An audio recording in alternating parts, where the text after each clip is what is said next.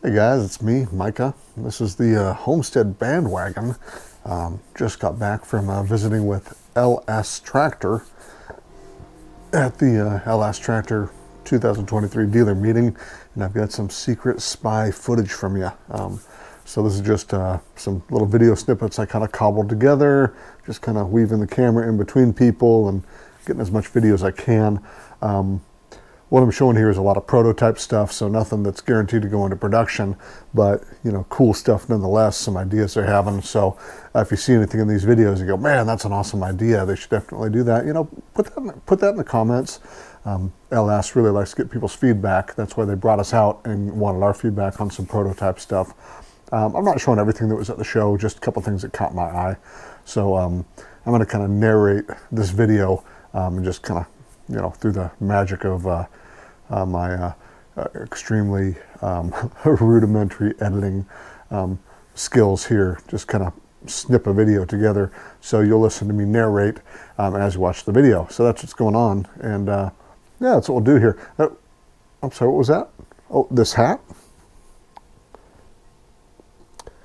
Yeah, that's in my merch store on my YouTube channel. So Homestead Bandwagon. If you go to our channel page, there's a little shop button there. You check that out. You could own a hat just like this, or you can get one for your dorky dad or your grandpa or something. So yeah, I'm gonna watch this video now and just kind of narrate what I'm looking at here. So here we go. I'm gonna push play. So when we came into the meeting, first thing we saw was this Mossy Oak Gamekeeper tractor. Pretty neat little rig. This was just a 2 series tractor, so nothing that you wouldn't just see normally out in the wild. But what was different about it was this paint. This wasn't a wrap, it was a painted tractor with this good looking camo paint job on it. So Mossy Oak. I guess they have a sub-brand called Gamekeeper or something. They're starting a partnership with LS this year. This is 2023. And so they kind of built this tractor or painted the tractor to commemorate it. No production models expected out of this, even though all the dealers said, hey, if you produce this, people will buy it. So maybe that'll change. It looks cool with these black wheels, the black loader. I love the look of a black loader on a tractor, but yeah, whatever. And then they took us out to the yard and had some just regular production models out there. We could kind of crawl all over MT7 or MT3s, MT5s. This is an MT2. This is a non-production model. So what you saw there was a little red button on the back. And I'll pause it here so you can see that again. So this little red button on the back is for shutting off the PTO. So if you're on the back of the tractor and have a problem and that tractor's running, you can actually it doesn't shut off the PTO, it shuts the whole tractor off. It's a kill switch for the whole tractor. Good safety idea on the Fender. And they did show us some different Fender mounted ideas, and we'll get into that. And then moving the location of the fuel tank onto the Fender. Big wide flat fenders on these. They also changed the hood design. I don't know if I have any pictures of that hood design. If I do, I'm going to put them right here. Fancy new hood design coming. At least I believe they're going to still produce this. So flat fenders and then fancy hood design with LED lights. So that's something a lot of people wanted. That's what they're going to do. This is the inside of the tractor. So the 2 series up until now only had heat, no AC. This cab now has heat and AC, and there's controls by your left arm for the heat and AC as well as the radio. And then this dashboard design, this is all new. So if you turn the key, Christmas lights everywhere, but in the center, fancy looking little digital dashboard thing. I guess that's kind of cool. Getting with the times with digital dashboard stuff. Otherwise, not a ton of changes on the tractor overall. Buttons and doodads kind of by your elbow, which I don't love, but yeah, what are you gonna do? A lot of people like it. Holy smokes, now we're switching real fast. This is the MT1 series. This is a new backhoe that they're looking at. These are made by Arlo or Alo or something. Those are little rubber vibration and harshness inhibitors or whatever. Looks a lot like the existing backhoe. Operator station has about the same amount of room. It's plumbed in the same as the old one is. So no huge change, except this is made in the United States. So that is actually a pretty significant change. The backhoes and loaders were made in South Korea. So this is a US made backhoe, to my understanding. I know the loader is US made. So this loader is the Quickie loader. Some changes. There's your grease zerks that are nice and shielded. So that's pretty smart. But that's a big change, is making all this stuff in the United States.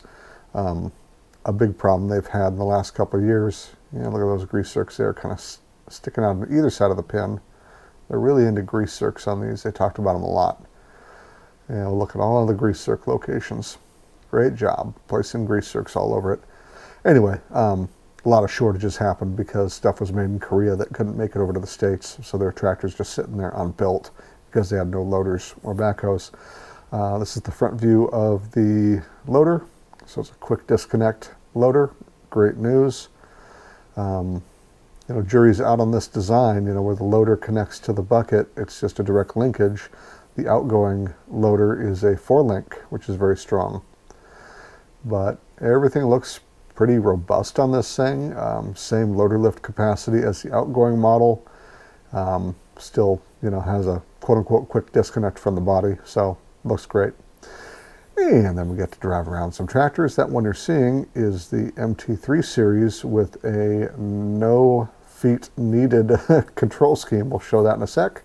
This is another Fender mounted idea they had. A stop button, a forward movement, and a backwards movement. So if you're not quite close enough to your attachments you're hooking up to, you can get closer to them when you're on the back of the tractor. Seems dangerous, but whatever. This is the inside of the MT3 cab, more buttons.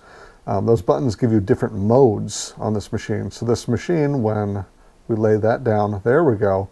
There's a hand control for steering and movement, forward and backwards. Now this isn't absolutely going in production. This is a prototype, but here's how it works. Well, it was supposed to work, but I had to, I think, take this thing out of park. So just like you'd think, you press the joystick forward, tractor moves forward. And turn to the left, and the wheels move to the left, but you'll notice that the steering wheel does not move, so it is independent of the steering wheel. This is, again, a prototype, just an idea they had. I'm not real sure why you'd need it, but it seemed pretty cool. And we're told to be pretty ginger with these and not try any high-speed maneuvers, so we're just going in slow, you know, not trying to jam up on the controls a bunch. But interesting idea from LS is a foot-free design. You can just use your hands to operate the movement of the tractor, as well as, of course, the movement of the loader and everything else. So, yeah, that's about it from the show. Just a couple cool ideas. The new loaders, I believe, are going to happen on the MT1 series. The new backhoes, I believe, again, going to happen from what they said. Nice to have some U.S.-made stuff on those tractors, and maybe someday they'll produce the tractors in the U.S. too. A lot. They were talking about that a little bit, and we'll hope that they do that. And then on the other big changes, the MT2E series, they did have a tractor that had the loader control on your hip rather than reaching out for it. So the MT225E series, a lot of us asked for that. I did see a little prototype there that had that loader control moved. We'll see if that happens. And then the 3 series, they just played around with some cool stuff like buttons on the fender for moving the tractor back and forth. Kill switches on the back, which I think is a really great idea in case there's an accident, and that no foot, so just a hand control for moving the tractor. That seems pretty neat. So we'll see if they do come out with these things in the future. These are just prototypes, but there you go. Secret super spy footage from the LS tractor meeting. Ooh, hope they don't get me in trouble. So, all right. Well, I hope you all are treating yourselves well out there, and we will talk to you later. See ya.